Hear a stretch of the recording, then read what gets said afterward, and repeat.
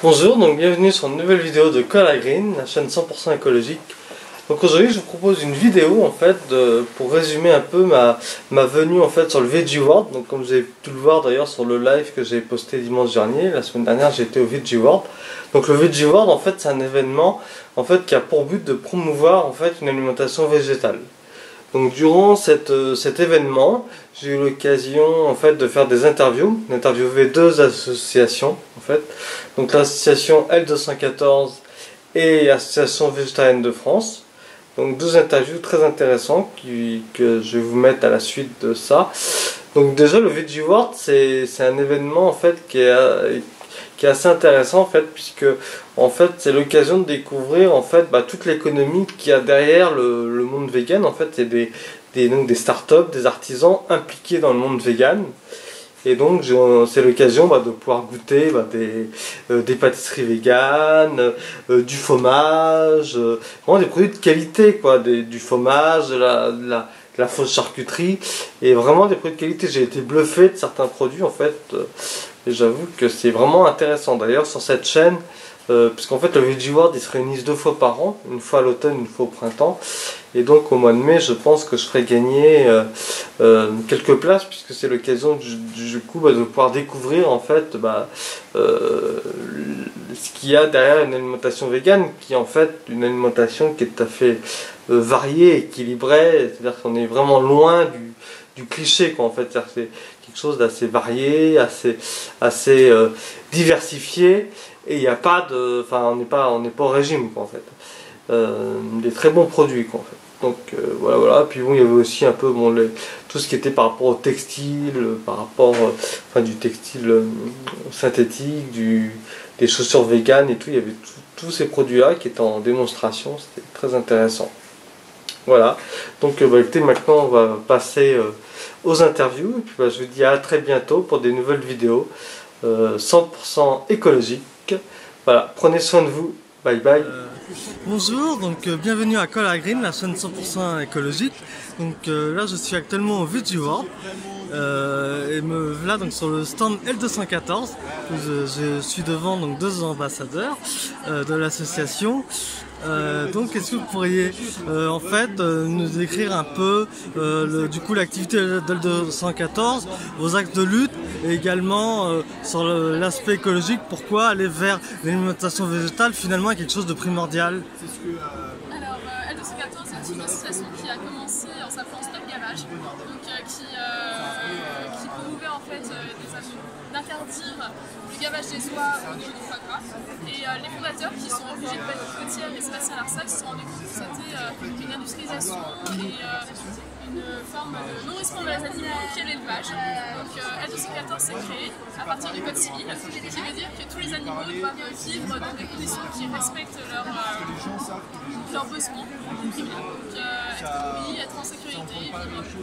À partir de là, du coup, nous allons être centrés plutôt sur les élevages, les animaux d'élevage, par exemple les vaches, les cochons, les poules. Notre première grande action, c'est du coup de s'infiltrer dans les élevages français et les abattoirs français pour montrer ce qui se passe derrière ces portes qui sont cachées aux consommateurs, dévoiler la vérité. À partir de là, certains procès ont été menés et même certains abattoirs ont été fermés. Et la deuxième grande étape, ça va être du coup de sensibiliser le consommateur et lui montrer quelle est l'alimentation végétale est tout à fait possible, facile, et permet de ne pas cautionner en fait ce qui se passe aujourd'hui dans les élevages en France. Et justement, par rapport au côté écologique, c'est vrai que, comme le disait Chana, l'association est vraiment focalisée sur les animaux, parce que souvent, c'est pas les premières victimes dont on parle, mais évidemment, les animaux s'insèrent dans l'écosystème, donc il y a ce côté environnemental. Et on sait, par exemple, juste pour donner un petit chiffre, que l'ensemble des transports mondiaux, finalement, il pollue moins que l'élevage. Donc, si on veut avoir un impact assez simple et assez rapide, en fait, il suffit de changer son mode d'alimentation, de passer à l'alimentation végétale, et on a immédiatement un impact sur l'environnement. Et du coup, est-ce que vous pourriez recommander en fait à mes abonnés qui vous écoutent, en fait, si vous voulez du coup se convertir au végétarisme et après pourquoi pas au véganisme, qui est en fait Alors c'est vrai qu'aujourd'hui il y a beaucoup d'options végétales, c'est en grande augmentation, donc même dans les supermarchés lambda, on peut trouver des steaks végétaux qui sont tout à fait bons, qui sont riches en protéines, donc l'apparence, il ne faut pas s'inquiéter à ce niveau-là. Donc moi je conseille personnellement d'y aller petit pas par petit pas. Tout d'abord on arrête la viande rouge, ensuite on arrête le poulet, ensuite on arrête le poisson. C'est vrai que ça nous permet de prendre de nouvelles habitudes, de découvrir de nouvelles choses et on se rendra vite compte qu'en fait c'est pas une alimentation qui coûte cher. Bien au contraire, les légumineuses comme les pois chiches, les lentilles, les haricots coûtent beaucoup moins cher qu'un steak et ils sont tout aussi savoureuses. Ensuite, On peut parler du site Vegan Pratique peut-être. On a mis en place un site dédié justement à cette transition avec des informations nutritionnelles, des conseils pour faire des recettes, etc. Et donc il y a vraiment tout ce qui est nécessaire. Donc c'est vegan-pratique. Et donc vous aurez toutes les informations sur ce site. D'accord, je vous remercie. Au revoir. Merci. Voilà, donc de nouveau au Veggie World. Donc là je suis devant l'association végétarienne de France. Et donc voilà, bonjour. Donc du coup, est-ce que vous pourriez me dire, donc l'association végétarienne de France, en fait, ses actions, ses luttes, et du coup, en fait, qu'est-ce que cette association préconise en termes de nutrition par rapport au régime végétarien, végétalien? Alors, l'association s'appelle végétarienne, mais en fait, elle promeut le végétalisme, c'est-à-dire aucun produit animal. Elle existe depuis 25 ans, elle s'appelait l'Alliance végétarienne. Donc ici vous avez une synthèse de ces actions. Informer, on est là dans des lieux publics, dans la rue, sur les vegan places par exemple, dans les événements Alternativa, pour informer les gens qui sont de plus en plus intéressés par une alimentation végétarienne. C'est en plus énormément d'actualité maintenant à la suite du rapport du GIEC, bien sûr. Il y a une préconisation de diminuer drastiquement sa consommation de produits animaux pour, ce qu'on dit, entre guillemets, sauver la planète. Donc informer sur le plan santé, sur la souffrance animale aussi, parce que nous on est personnellement très concernés par la souffrance animale. Sur le plan humain aussi, parce que vous avez des pays qui envoient des céréales pour nourrir des vaches dans les pays occidentaux et là-bas ils traitent de faim. Donc sur le plan humain aussi, parce que dans les abattoirs, par exemple, il y a une souffrance inouïe des employés d'abattoirs, énormément d'alcoolisme, de drogue, de violence conjugale, etc. On nous dit toujours occupez-vous des humains d'abord, mais on s'occupe des humains. Donc, et puis la question santé, bien entendu. Question environnementale, c'est 14,5% des gaz à effet de serre, hein, ça c'est la FAO qui le dit, c'est quand même assez sérieux. D'autant plus que l'élevage émet beaucoup de méthane. Et le méthane est un gaz à effet de serre qui se dissipe au bout de 20 ans. Donc si on veut avoir une action assez rapide sur le climat, on peut agir sur le CO2, non, parce que les résultats se feront sentir dans 100 ans. Alors que sur le méthane, dans 20 ans. Donc, informer, sensibiliser. Il y a des conférences. D'accord. Il y a des campagnes thématiques. Alors récemment, on a fait une campagne avec Greenpeace pour faire diminuer la consommation de viande et notamment introduire les menus végétariens, ce sera encore mieux, dans les cantines. On a obtenu le vote de l'Assemblée, Sénat, Assemblée, etc. Et donc c'est prévu à l'horizon 2020. Donc ça c'était quand même un pas en avant, quelque chose d'assez positif. L'option végétalienne faisant consensus auprès des gens, qu'ils soient musulmans, juifs, voilà, végétaliens, végétariens, et puis tout le monde peut en manger. Et ça fait campagne en disant qu'on mangeait deux fois trop de protéines dans les cantines. Alors, il y a des cours de cuisine. On peut donner des conseils aux entreprises parce que les cuisiniers dans les entreprises ne savent pas toujours, ne connaissent pas toujours des recettes végétaliennes. Rassemblés, on fait des repas conviviaux entre véganes. On peut inviter des gens qui ne sont pas véganes pour leur montrer combien la nourriture végane peut être goûteuse. Et puis, Alors, il y a une action politique, finalement. D'accord. Donc concrètement, comment que quels sont les rapports du coup avec la politique justement pour faire évoluer la cause animale justement. Écoutez, justement, c'est ce qu'on a réussi à faire pour l'introduction de menus végétariens dans les cantines. Ouais, bah.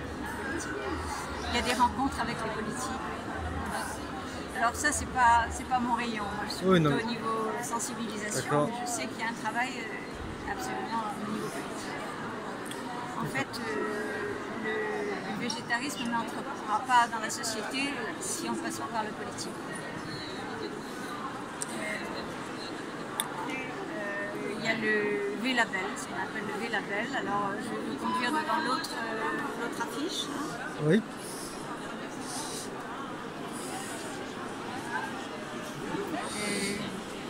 C'est un label européen qui existe depuis de nombreuses années.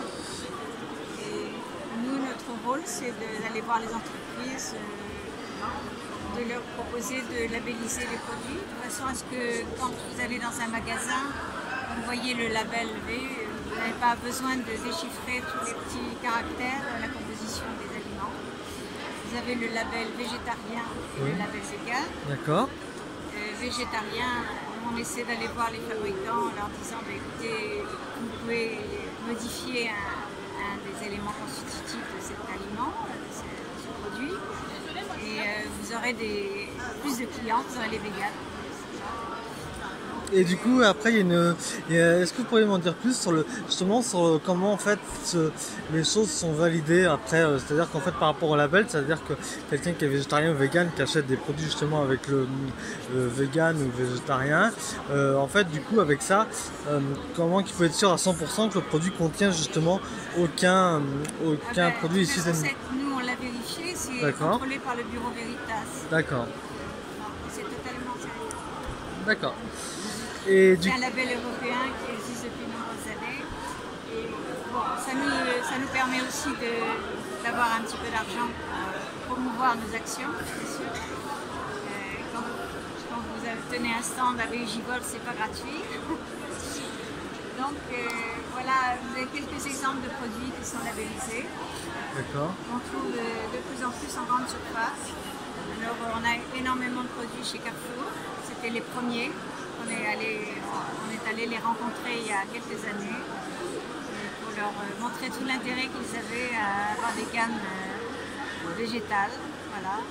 Et maintenant, il y en a de plus en plus. Et du coup, est-ce que vous pourriez me dire, vous en fait, ce que vous conseillez aux gens qui voudraient justement aller vers le régime végétarien, végétalien, enfin, de la manière dont, enfin, moi, je leur conseillerais d'y aller progressivement d'abord, et puis de beaucoup se renseigner. D'ailleurs, ils peuvent aller sur le site de l'Association végétarienne de France, végétarisme.fr, voilà, où ils auront plein de fiches nutritionnelles, conseils point de vue santé. C'est établi par des nutritionnistes ou par des médecins. Donc voilà, évidemment en matière de nutrition, les nutritionnistes ne sont jamais d'accord, ça vous savez aussi bien que moi. Mais bon, nous on a des témoignages quand même de gens qui sont véganes depuis très longtemps, qui sont en très bonne santé. Naturellement, on préconise toujours une supplémentation en vitamine B12. Voilà, de sel, vitamine qu'on ne trouve pas dans le règne végétal. D'accord, bah écoutez, je vous remercie.